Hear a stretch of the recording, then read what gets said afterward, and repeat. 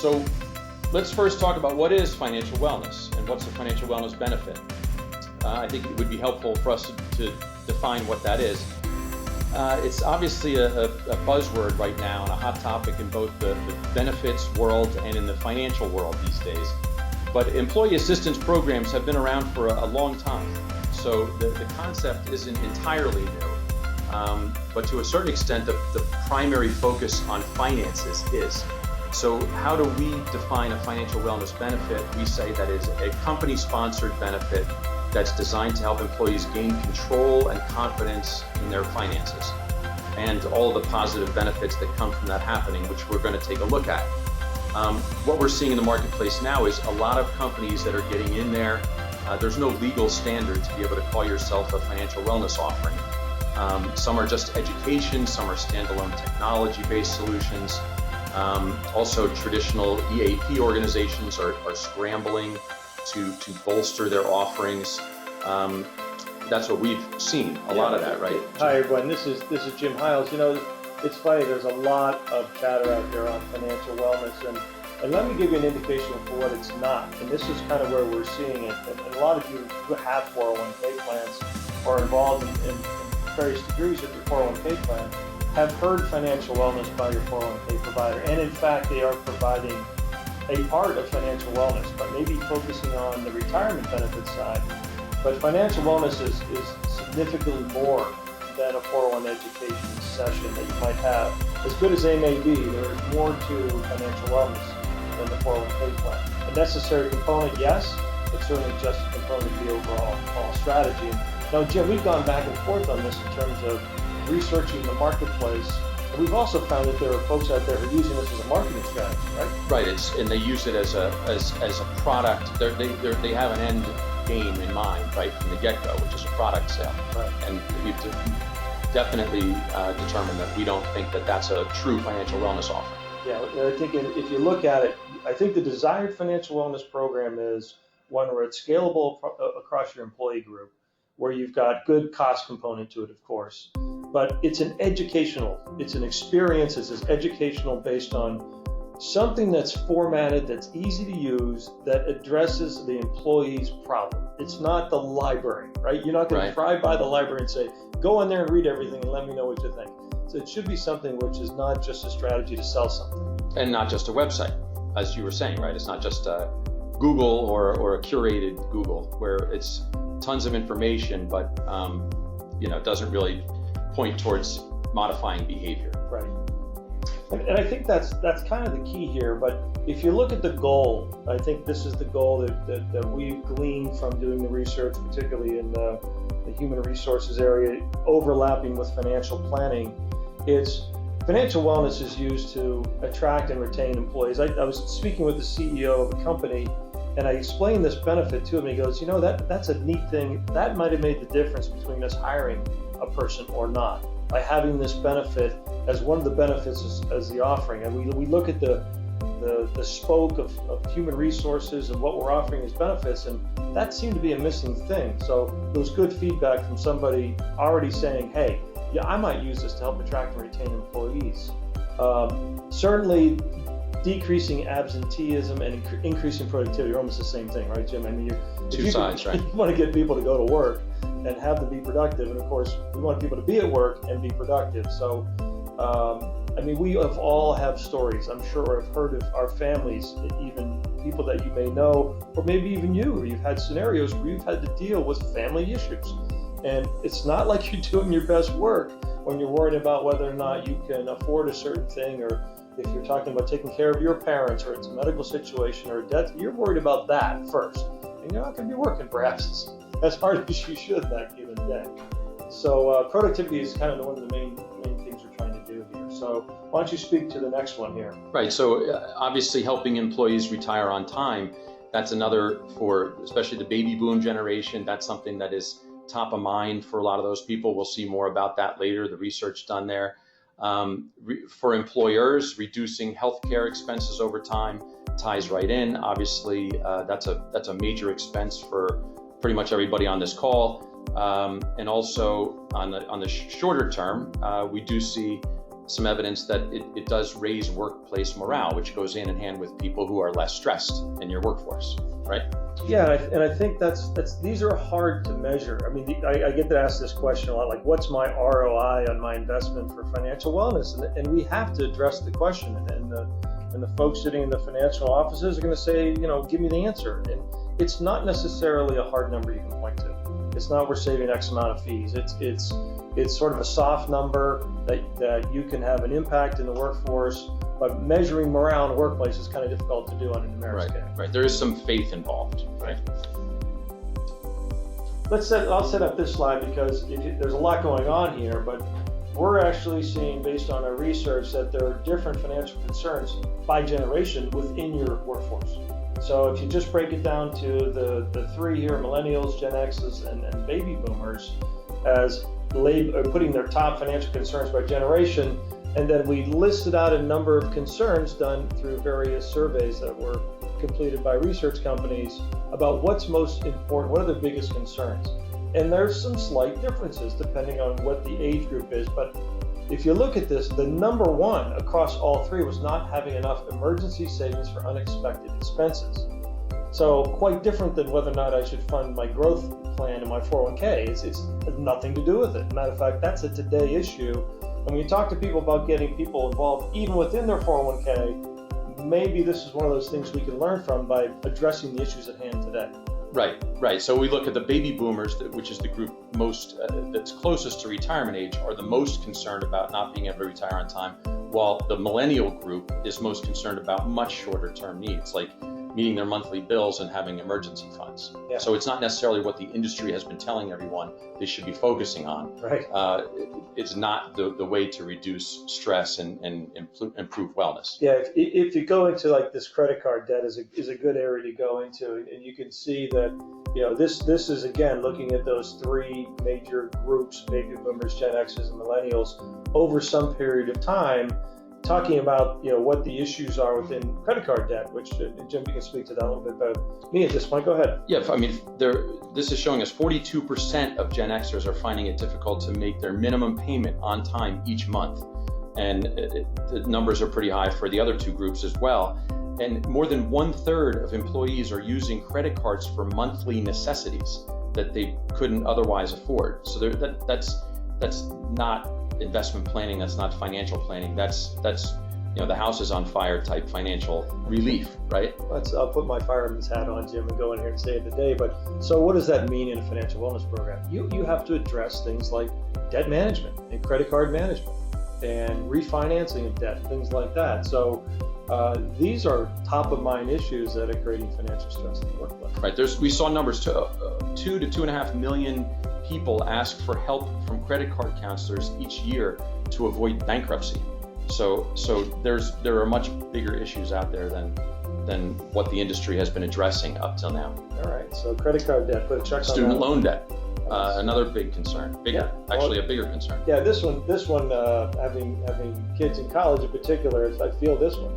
But again, a similar type of graphic in terms of the student debt is now over $1.5 trillion. People are using money to leverage their way to get an education. And by the way, it pays off still, folks. So we did a little piece on educational funding a little while back, and it still makes sense to go to college, to pay for school. Unfortunately, the cost of schools are going up so dramatically that we're borrowing a lot more than we used to borrow. Right, and in some cases, a wellness plan can educate people and maybe steer them away from taking on too much student loan debt if they haven't done it already. But if they have, a good financial wellness offering will help reduce some of the stress that people have because they have it, right? So we want to help people navigate through that issue. And if it isn't dealt with in the long run, it will definitely have an impact on these people, whether they can buy a home and ultimately whether they'll be able to retire on time. So it's a kind of a domino effect that starts at right after college. Well, it's a heck of a lot easier to get in debt than out of debt. And when we're talking about student loans, there is a whole industry that's being created right now about refinancing student loans and which provider to use and how to refinance it and should you refinance it. So it's going to be a needed requirement for any financial wellness program. Absolutely, right. So retirement plans and withdrawals from retirement plans, we've seen that they're increasing, largely driven by student debt, medical bills, caring for parents or in-laws, and other unexpected expenses. 30% of all employees have already withdrawn money from a retirement fund. 1 in 4 employees is not currently saving for retirement at all. And 52% of baby boomers are postponing retirement. But you got to think about this for a second. So we're taking money out of retirement plans, our future. We're funding our future, and now we're taking money out of the future to pay for our current needs. So something's wrong here. Even though we've got great providers of retirement resources and services, we're taking it out anyway. So how do you deal with that? And if you look at that list of student debt, medical, and caring for parents, unexpected expenses, I mean, that's right down the middle of financial wellness. And retirement may or may not be the thing to sacrifice. And that's kind of goes back into the financial planning world. You need to look at yourself maybe differently than taking money from someplace to pay for something else. And sometimes that takes a little planning in advance. Absolutely. So if you're not stressed out, then maybe you haven't been paying attention. So specifically, what is financial wellness, right? We're seeing big numbers of people who are admitting and acknowledging that they're stressed about finances. It's been very well documented that stress is a top cause of poor health and what we've talked about, absenteeism, low productivity, the list goes on. So it's also been very well studied and proven that if stress is a top cause of all these things, finances are one of the top causes of stress across the board. So, we've got record levels of debt, which we just looked at, mortgage, credit cards, student loans. Combine that with poor financial education and people who are covered by a pension plan at work, and not to mention the constant stress that we see in the news about Social Security and Medicare are at risk. Financial stress is absolutely real. So it's definitely something that we need to deal with. Okay, now that we've taken you down to a completely depressed state, it's not the end of the world though either. I mean, there's a way out, and that the light at the end of the tunnel is not a train. I mean, there are challenges for sure. However, there are solutions, and there are probably some better techniques to think about in our own financial lives. But we can handle this. This is something that we're seeing based on the advent of new technologies, the advent of the way that individuals are looking at human resources and benefits from their own companies, but also the fact that costs are going down and the demographics of the country are creating this wave of need. So we're going to see some opportunities to take advantage of here in financial wellness. Sure. So we can, we've talked about productivity and decreases there. Let's talk about financial wellness benefits and what some of the numbers look like there. So what are some of the studies that we've looked at, Jim? What are we seeing? We've been researching this for probably 3 years now, and Pricewaterhouse has done a number of surveys on this, and so has Aon Hewitt, and if you look in any Sharm Journal or whatever, you're going to find probably a lot of the same kind of thing, that corporations, companies, even groups, even associations that have members are looking for opportunities to help in financial literacy, improve financial wellness overall. And 14%, as you can see here, of employers have a budget that they've already dedicated, but a lot more are looking for answers as to how to take advantage of what's out there and how to spend money wisely as it relates to the growing trend of providing financial wellness benefits to the employee group. And you can see that 75% of the companies are very likely to expand. And obviously people are on this call because they want to know more about it as well. So I think it bodes well for itself as a benefit, because that's where the opportunities lie. Okay, so why doesn't everyone have one of these? What are companies saying about why they don't offer one yet? And it's funny because the smallest percentage we see up here is that employees aren't interested. So that's not what most people are saying. They don't believe. They believe that their employees are interested, and employers themselves are interested. Leadership support is not one of the bigger issues. We get into the larger issues, which are lack of internal resources. Maybe it's not a priority in their business agenda for the year.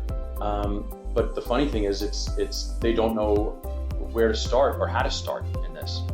So it's gotten more complicated too, because it's changing every day. It used to be a little cottage industry, and now it's a full-blown race to something to be the provider of financial wellness. So what we're seeing now is kind of a second wave of financial wellness coming through, which I think we now know where to start. I think maybe a couple of years ago we didn't know where to start. So I think there's opportunity out there to move forward here. So hopefully, if you look at that last one, 31% don't know how or don't know where to start. We're going to be addressing some of those issues now. Right. So as I said earlier, we're seeing it's a crowded field. If this is any indication, they must work to some extent. There's a lot of players out there, and there seem to be more coming into the market every day. So it's important to be able to determine what partner, who does what, and how you would work with them to eventually be able to come up with a game plan for your own company. And is it a standalone offering? Is it a strategy that's going to wind up sending employees to a particular product or service? Is it purely technology? These are the kind of things, is there coaching available? Is there phone support? These are the kind of things you want to know and understand before you commit to any plan. Yeah, we've probably looked at, this is just a small portion of the list. These are some of maybe the more, I don't know if you could call more popular names, but in looking through this, there are so many different pricing models too, right, Jim? You've seen some pricing out as, and this is, we're giving this information, so if you call these, you'll kind of know what to expect. Some of them price it out on a flat fee basis and then charge you a per dollar per person per head kind of thing. Right. And some of them will come in with a project idea. Well, they want to do a research project of your company and your benefits and what you're trying to provide, and it's a flat $25,000 fee to just do the research project. So they're all a little different in terms of what they're trying to do in terms of assess what you need and then the benefits provided. And I think what we've determined, and even in our professional experience, is everybody's a little different in terms of the benefit provider, right, and everybody's a little different in terms of the benefit buyer. So you probably should start at an assessment, and through our research, that's the best place to start, is what do you need and what should it look like and what kind of benefit expectation do I want out of this, and how many people do I think would play ball in this kind of thing, and should I even offer it if I were to offer it? What's my budget to offer? So there's an assessment that you almost need to go through, not almost, you should go through first, right, that we actually offer as part of our Greenleaf service, to sit down and go through an assessment of your employee benefit plan, get a feel for your population, get a feel for things like participation in the 401k plan and demographics of the employee group and compensation levels and what they do in terms of other benefits for different people, and whether or not they're even computer savvy or in different ways. I mean, some people would like to have it on their phone instead of on a sit-down computer because they're not at a sit-down computer when they're doing it. Right, more, I think the percentages are much over 50%, somewhere around 70% of tech users use their phone as their primary tech delivery source, right? So, and some of these providers are good at mobile and some aren't. Some aren't, right, and some are better on the telephone and some aren't. So it's kind of right, as you said, you got to go through the process of kind of what your needs are, assess your needs, and then start to build a platform from there. Because some of these companies offer everything, and obviously you got to tell them which ones you're interested in, which ones won't work for you. Right. This is I think where everybody started in financial wellness. I call this financial wellness, 1.0. Financial wellness 1.0 was, and you see these, you go out to you Google it, you can find a gazillion content providers, right? But you're going to get a website and you're going to get content, and you're going to have different kinds of content and levels of contents, videos, audios, reading material, and so on. And matter of fact, you don't even need to do that. You can just go to Google and ask questions. You can probably get to the same thing, right? So what we're finding in Financial Wellness 1.0 is a compilation of educational material devoted and organized well. Right. Right? Right. It's like they're a curator. Yeah, right. They're pulling in content, they're pulling in resources, but at the end of the day, it needs to be engaging, or people just won't use it. So if you think that's what you need for your employee group, and that may be all you need, then that would be determined by the assessment that you need a content library of sorts with it easy to sign in and good experience in terms of financial wellness and education. But that key word right there, Jim, engagement, is the key, isn't it? Right, for sure. And some of the other issues, well, obviously the big question here is, do they work, right? They've been around for a short period of time, and our answer to that is basically you really have to view them as a long-term investment. It's not going to be an overnight result for your company. As far as we are seeing companies are reporting success. We're starting to see companies that have had these for a while coming back, and what they're reporting is that employees who use the program regularly are self-reporting that their levels of stress have gone down.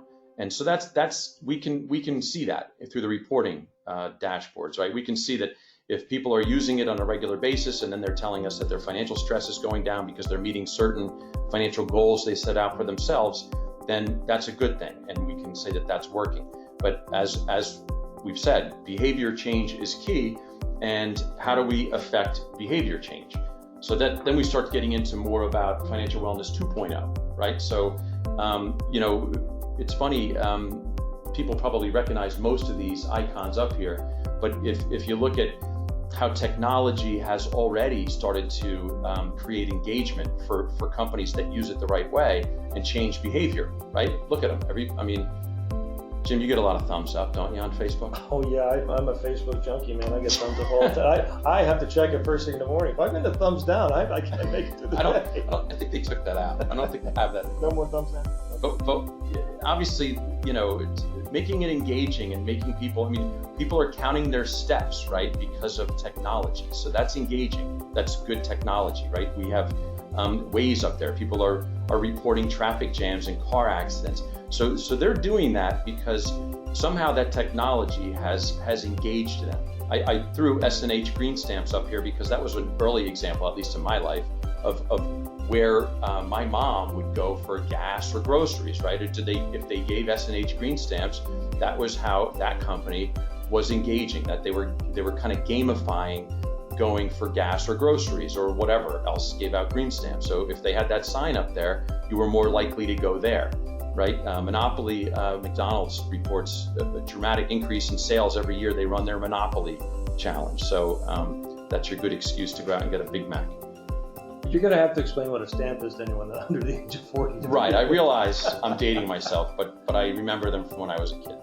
Yeah, but I think that there is a lot to be said about that, and it is happening in today's culture about getting feedback on how you're doing, and we think, and the people who have studied this, and one of the main places that have studied financial wellness is Duke University, and there's an individual there, Airlie is his name, and he's done a lot of work in behavioral finance and what it takes to have people change and what it takes. It's not necessarily motivation as much as it is, they call it coaching, I call it, as you have it here in terms of engagement, this constant reminders of what you need to be doing. And if it's showing up on your phone and on your calendar and you're getting a text, you're getting an email, you know what, there's a higher likelihood you're going to pay attention to it and then go do it. Right, as opposed to reading an article or watching a video and then going about your day, right? Yeah. Without any kind of engagement, commitment made from either party, right? Yeah, so if you look at the different ways to engage, ideally your financial wellness program, we think if you're looking to maximize the engagement experience, should probably have all of these, right? You should have different ways, because different people communicate in different ways to begin with, and you may not even address, even in your own world, these things together in the same way. So whether it's chat or text or phone or email. Now, let me break that down, because we have seen generational changes here too, where some folks, they want to get on the phone and talk to somebody. They want to actually talk and talk about their experience and hear and listen and feel empathy. And some folks are like, no, I just want to know the answer. Just tell me the answer in a chat. I don't want to be bothered. I'll hang up when I'm ready to hang up, and I'll continue on when I need to go on. Right.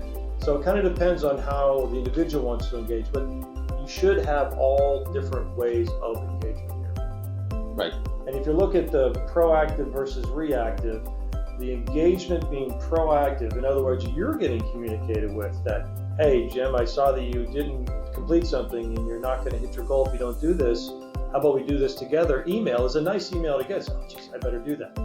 You're competing against yourself too. It's not like it's your boss telling you. It's yourself. It's your own goal. Right. No, they're not jabbing you too hard, but it is something that it comes after you've set up your goals, and then you get proactive outreach from some of the better systems that we've seen, right? Yeah, and I think if you go look up and you talk to, if you look up Common Sense Lab Team at Duke University, you'll see a lot of the research that's been done in how engagement via technology and coaching has been combined to help change behavior.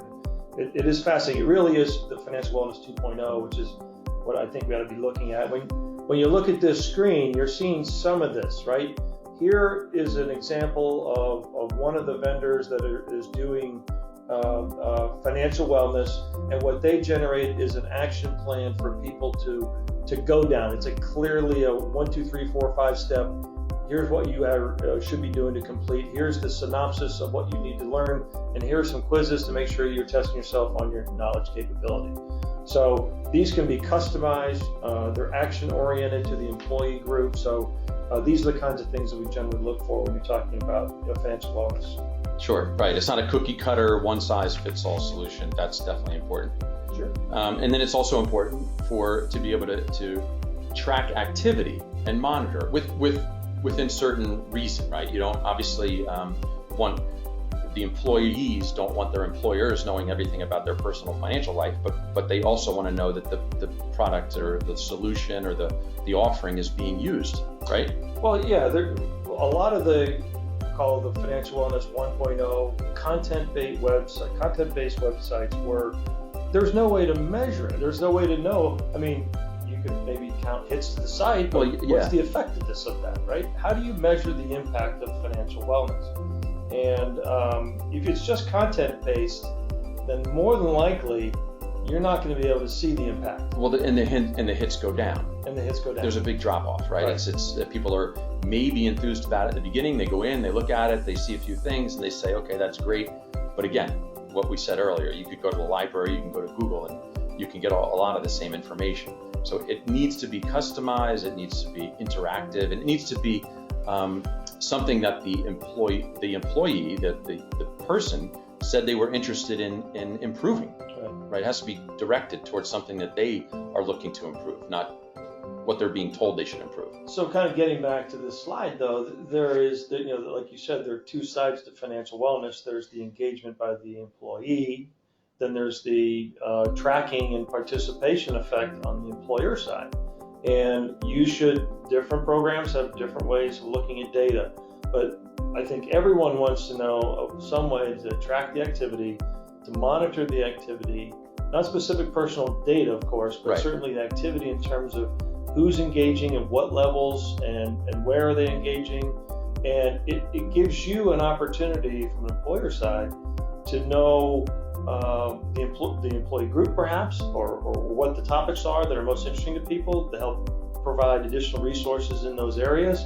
It also kind of helps you, like anything else, you may want to start a campaign to help educate, because if you're seeing some fall off or drop off and you've got this great tool with coaching and everything else going on, you might have to supplement that with something to help get more people going in terms of what financial wellness is. Right. One of the dashboards we saw, right, it had with no names, no personal data on there, but the employer was able to see what the financial goals were that the employees were setting for themselves. So if those things were to establish an emergency fund or to save more for retirement, it gives them a little bit better idea of what they should be proactively talking to their employees about, to try to help them accomplish what they say they're trying to accomplish, not what we're telling them they should be trying to accomplish. Right. So I think knowing at least getting feedback on how the program is doing from the employer side, the HR side is important. And there are different software programs that handle this in different ways, but you gotta have some sort of tracking device. So what have we established so far? Well, financial stress is real and costs you money. It costs companies money, time, and everything else. So I think everyone could nod their head and agree to that one. Also, I think we're beating a dead horse perhaps, but financial wellness solutions, there are a lot of choices. And on the other hand, that makes them customizable. So we can actually sit and talk through what it is you're looking from a financial wellness solution package and build it maybe to your specific group. So it is customizable. I think changing behavior is always the goal. I mean, in 401k planning, it's, let's change behavior in terms of how people address retirement. It's similar here. But I think with the technology built the way it's built, I think it's more scalable and less expensive and easier to help change behavior. Right. We couldn't have companies couldn't have offered these solutions that are effective at changing behavior 10 years ago because the technologies didn't exist, right? I think that's part of the story here. I agree.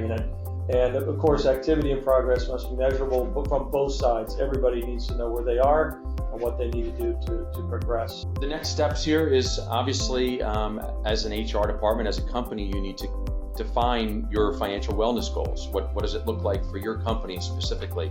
And then talk about a budget. Determine if you have one and what it is.